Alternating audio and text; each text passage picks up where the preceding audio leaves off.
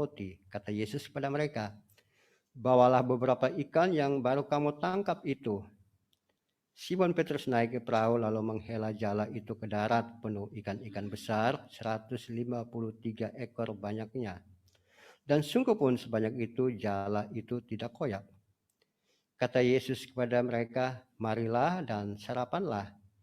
Tidak ada di antara murid-murid itu yang berani bertanya kepadanya, siapakah engkau? Sebab mereka tahu bahwa ia adalah Tuhan.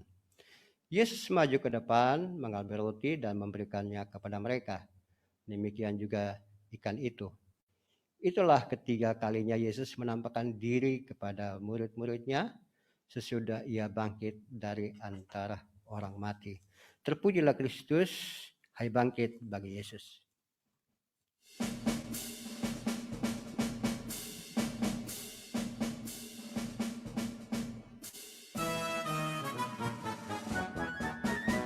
Hai bangkit bagi Yesus, pahlawan salibnya, anjungkan panjirannya dan jangan menyerah.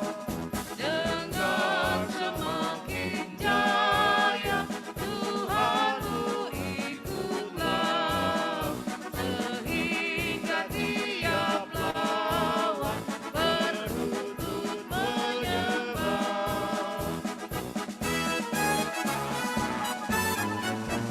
Hai bangkit bagi Yesus, dengar panggilannya. Hadapilah tantangan, harinya inilah. Dan biarkan terbilang pasukan waspada, semakin berbahaya, semakin kau tegar. Saudara-saudara yang dikasihi oleh Tuhan, kalau ada bergabung dengan Gimim Sion dan di grup Gimim Sion, maka saya beberapa hari yang lalu sudah membagi bagian teks ini kepada jemaat. Nah, yang belum menjadi jemaat Gimim Sion, silakan buru-buru yang ada di rumah supaya dapat makanan rohani dari Gimim Sion. Saya olah ulang teks yang kita baca itu dengan metode baca gali isi Alkitab. Nah, sekarang coba kita perhatikan di teks kita, ya, melalui Alkitab buku atau Alkitab digital. Perhatikan baik-baik bacaan kita. Dari ayat-ayat yang awal kita menemukan di situ Petrus dan kawan-kawan di Danau Tiberias. Agaknya setelah Yesus mati dan kemudian bangkit dan tidak ada secara fisik dengan murid-murid, pengalaman 3,5 tahun berlayani bersama Yesus, mereka bingung, tidak tahu buat apa. Simon atau Petrus, Thomas, Nathanael, Yakobus dan Yohanes, anak-anak Zebedeus dan 2 orang lain, mereka jalan-jalan di pantai ini, pantai Danau Tiberias.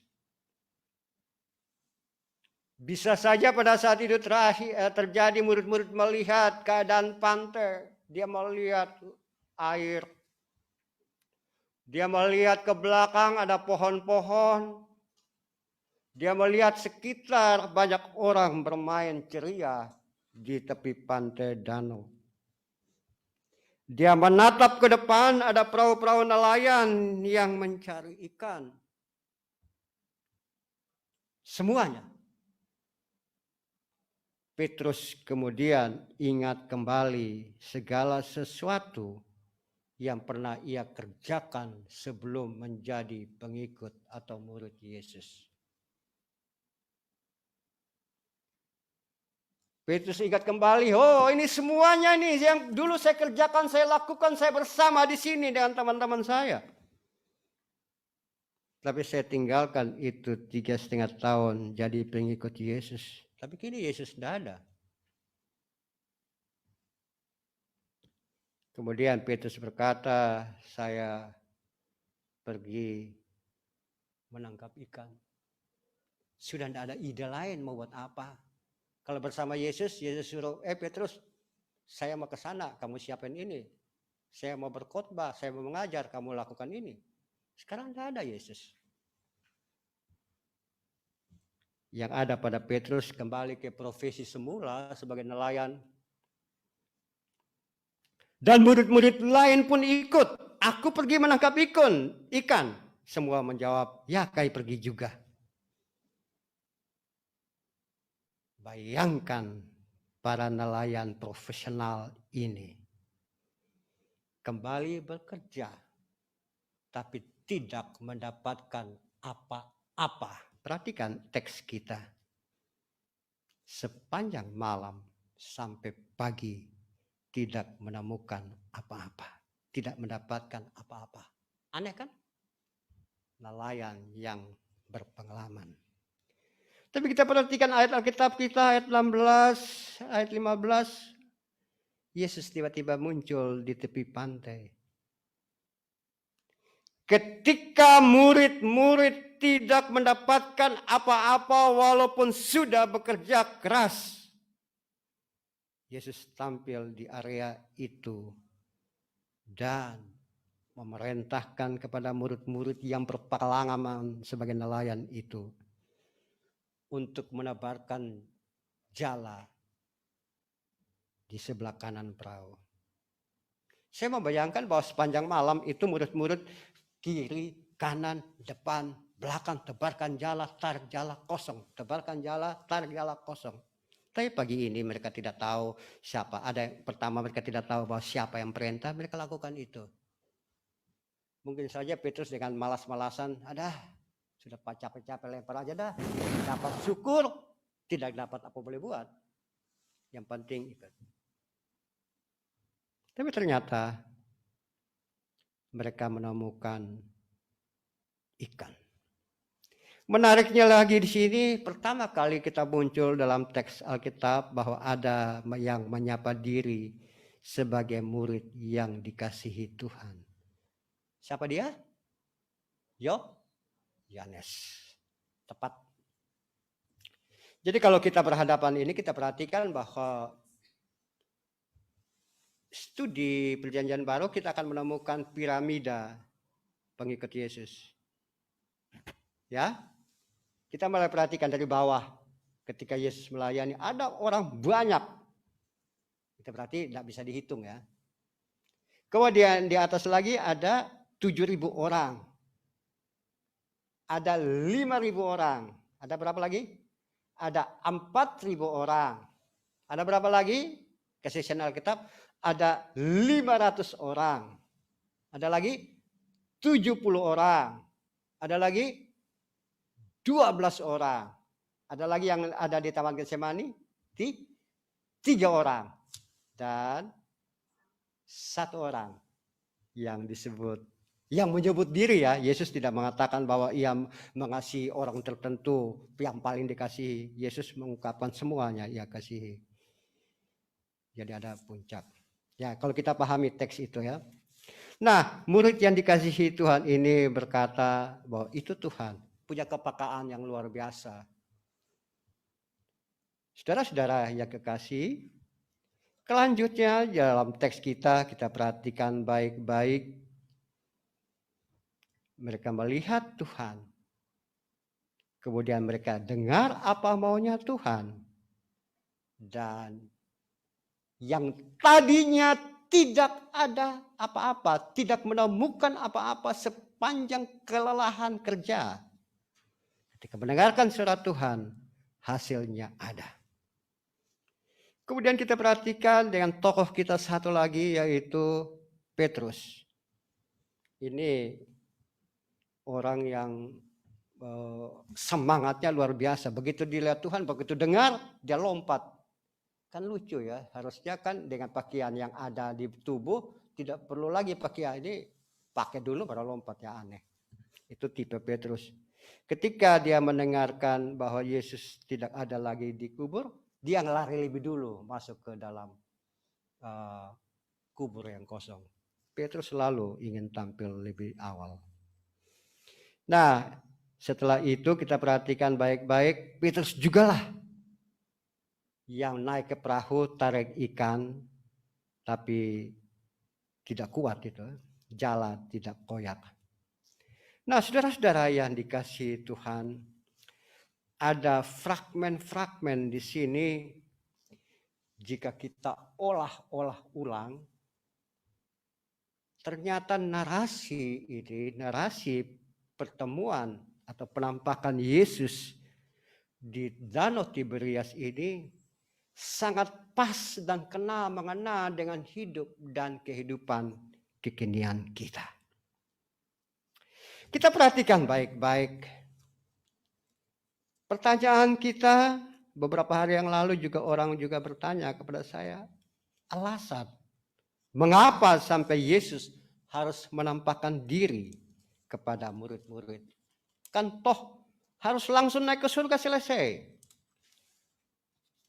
Kita perhatikan baik-baik hal yang pertama. Coba kita olah ulang. Perhatikan di dalam Lukas pasal yang ke-24 mulai ayat 13 ya sampai 23. Dalam Lukas 24 kita menemukan di sana ada murid dan temannya, atau ada Kleopas dan temannya. Kleopas ini mereka jalan ke Emmaus. Kemudian Yesus hadir di antara mereka. Perhatikan kata-kata mereka di Lukas 24. Dalam ayat 21 di antara mereka berkata, padahal kami dahulu mengharapkan Dia yang datang membebaskan bangsa kami. Hal yang pertama adalah mengapa Yesus harus menampakkan diri kepada mereka adalah Yesus perlu memulihkan luka-luka batin yang terjadi pada pengikut-pengikutnya. Murid-murid mengharapkan bahwa Yesus akan melakukan hal yang luar biasa, yang besar bagi mereka dan umat dan bangsa.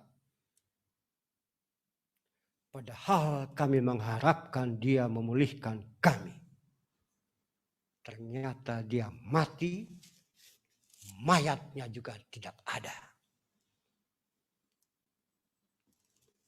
Betapa luka batin, sakit rohani yang terjadi pada pengikut-pengikutnya. Mereka tetap melihat bahwa Yesus tidak bangkit, Yesus tidak ada, Yesus hilang. Aku mengharapkan Dia melakukan banyak hal kepadaku, tapi Dia tidak ada. Jadi Yesus menampakkan diri dalam rangka pemulihan psikologis, pemulihan rohani.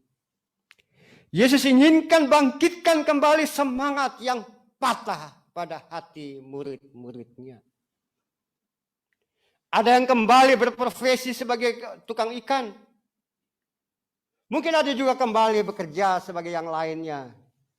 Seperti ketika belum dipanggil oleh Yesus. Kekecewaan terhadap Yesus yang hilang itu, tanda kutip, belum terobati. Semangat belum pulih. Suasana hati belum teduh. Kemudian mereka pergi ke area publik, ke pantai Danau Tiberias. Dan di tempat tersebut mereka mengingat kembali kenangan serta apa-apa yang mereka lakukan bersama sebelum tinggalkan daerah itu 3,5 tahun. Dan dalam kenangan yang itu, yang pertama mereka lakukan kembali berkarya sambil melupakan pesan Yesus. Ketika di dalam kekecewaan dan bekerja kembali tidak menemukan apa-apa, Yesus hadir. Maka hasilnya ada. Saudara-saudaraku yang kekasih dalam Tuhan Yesus Kristus, itu konteks murid-murid. Coba kita bawa dalam konteks kekinian kita hidup dan kehidupan sehari-hari sekarang ini. Lebih spesifik. Ada banyak hal, banyak kejadian, ada banyak peristiwa yang terjadi dalam hidup dan kehidupan kita. Murid-murid mengalami bencana yang mereka lihat bahwa Yesus mati, bangkit, dan juga hilang. Padahal kami mengharapkan Yesus melakukan sesuatu bagi kami, bagi umat. Yesus membuka mata rohani mereka. Kalau lebih spesifik dalam hidup kekinian kita. Bencana di sekitar kita. Pandemi. Bencana alam pun sama. Semuanya menjadikan kita kehilangan. Yang muncul pada kita adalah ratapan, rintihan, dan tangisan. Yang muncul pada kita adalah kesendirian, kesunyian. Yang muncul pada kita adalah sudah tidak punya apa-apa. Lalu mungkin saja kita berseru seperti murid yang berjalan ke Emmaus. Apa yang kita lakukan misalnya? Coba saya tanya, Ibu Mikal, pernahkah dalam situasi kondisi ini Ibu Mikal telepon seseorang WA? Pernah? Atau pernahkah kita, ya saya harap-harap telepon ke Om itu, dia bisa Tuhan tolong kalau dia transfer ke saya. Pernahkah kita berpikir seperti itu? Saya pernah. Ya kan? Dalam sikon seperti itu. Seperti murid-murid ke Emmaus. Kemudian ketika kita jawab telepon, dia jawab telepon, ya saya tidak bisa tolong. Terus dalam hati, aduh padahal saya mengharapkan kalau telepon dia bisa bantu saya 200.000, 100.000. Tuh. Sama dengan murid yang ke Emmaus itu. Padahal saya mengharapkan dia bisa memulihkan keadaan saya. Padahal saya mengharapkan ketika telepon dia, menghubungi dia bisa bantu sedikit uang sekolah anak-anak. Kalau kita tidak dapat apa yang kita lakukan? Kecewa. Sikon utama yang terjadi sekarang ini adalah luka-luka batin yang terjadi. Dan ketika kita mengharapkan seseorang menolong kita dan kita tidak mendapatkannya, yang muncul apa? Kecewa. Saya percaya bahwa banyak sekali orang Kristen alami seperti itu. Dan banyak sekali kita mendapatkan nada-nada dan balasan penuh dengan kekecewaan. Seperti murid-murid itu. Padahal kami mengharapkan dia bisa memulihkan kami. Kalau kita, padahal saya berharap, orang berharap, beta berharap supaya kalau beta telepon, maka dia bisa tolong. Dan tidak tolong artinya kita kecewa. Itu hal yang pertama. Dan ketika di dalam luka-luka batin dan kekecewaan seperti itu, Tuhan hadir dan Tuhan menolong. Beberapa hari yang lalu saya dapat cerita dari seseorang. Kebetulan suaminya udah meninggal. Bung, apa kabar? Bagaimana? Anak-anak sehat. Terus dulu kan waktu pemakaman, Om itu ngomong bahwa kalau kamu butuh apa-apa, nanti datang ke dia. Iya, betul Om. Betul Bung. Itu Bung ada duit dah? Saya punya ada duit 200.000. Kalau mau 100 saya 100 ya boleh. Terus bagaimana ceritanya? Om, beta mau jujur. Oh ya, apa? Bulan pertama ketika saya datang ke Om itu, dia masuk, tante dan Om masuk, bawa duduk makan dan kasih uang. Bagus. Bulan kedua dia suruh pembantunya yang kasih. Bulan ketiga pagar tidak buka tapi dititip pembantunya ini dari bapak sama ibu, dari tuan dan nyonya. Bulan keempat tidak mendapatkan apa-apa. Itu kan konteks manusia. Makanya jangan jadi janda cepat-cepat. Kalau jadi janda yang kesusahan, Anda pergi minta tolong, orang kaya, saudara yang kaya bakalan seperti itu modelnya. Ya, banyak berdoa supaya suami panjang umur, jangan maki-maki cepat dia supaya dia cepat mati. Nanti kalau baku marah, lu cepat mati saja. Saya sudah kuat jadi janda. Kalau mati benaran, ayo itu yang ketawa tuh jujur ya. Nah, dilarang mencaci suami supaya cepat mati. Nanti kalau mati benaran, saudara tidak ada yang tolong. Ya, jadi Ibu Linda tobat ya. Yang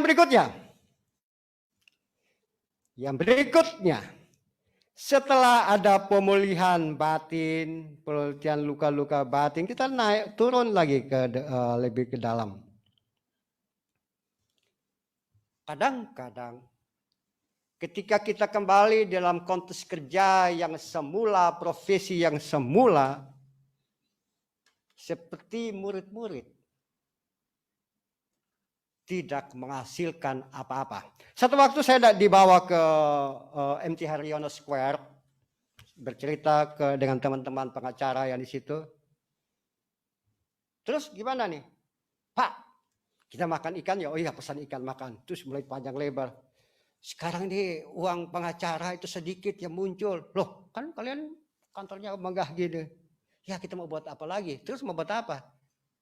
Ada nyulutuk jadi calo perkara. Oh, situasi COVID bencana ini kadang-kadang orang kembali kepada fungsi kerja yang lama, tapi tidak menemukan apa-apa. Seperti murid-murid, ketika lelah bekerja keras dan tidak menemukan apa-apa, dan di saat tersebut Yesus hadir dan mereka mendengarkan apa maunya Tuhan. Mereka mendapatkan banyak. Saudara-saudara jemaat Tuhan, di mana saja Anda berada, saudara-saudara dalam kemanusiaan, di mana saja berada, coba perhatikan sekarang ini. Berapa banyak yang kita kerjakan setelah bencana ini berlangsung dan hasilnya tidak ada. Murid-murid Yesus itu hanya ya 1 malam. Mungkin kita sudah 1 tahun. Tidak ada proyek, tidak ada kontrak, tidak ada pengapalan, tidak ada perkara, tidak ada apa-apanya. Padahal kita tuh pintar, ahli. Saya kadang bercanda sama anak-anak saya. Bagi papi uang dong. Loh. Mereka nyadar betul ya, mereka hidup karena menulis dari papi. Papi tidak ada uang. Kenapa? Tidak ada yang nulis, tidak ada artikel, tidak ada wawancara, tidak ada apa-apanya. Ya gimana? Ini masa pandemi. Ya, mau datang ke gereja, transfer buat papi, buat naik taksi. Mau ngapain? Dan banyak hal yang terjadi seperti ini dalam kehidupan kita. Jemaat Tuhan, kita harus jujur bersama. Mungkin kita seperti Petrus dan murid-murid yang kembali ke tepi danau itu, kembali kepada area sebelumnya. Karena begitu bencana datang dan kita tidak punya ide apa-apa lagi. Dan kita lelah, capek, tapi tidak mendapatkan apa-apa. Dalam sikon seperti itu Tuhan hadir. mendengar apa yang mau Dia, dan kita mendapatkan hasilnya. Saudara-saudara yang dikasihi oleh Tuhan, hidup dan kehidupan kekinian kita. Narasi Yohanes 21 ini hanya ingin menunjukkan satu hal. Peka terhadap kehadiran Tuhan di mana saja kita berada. Amin.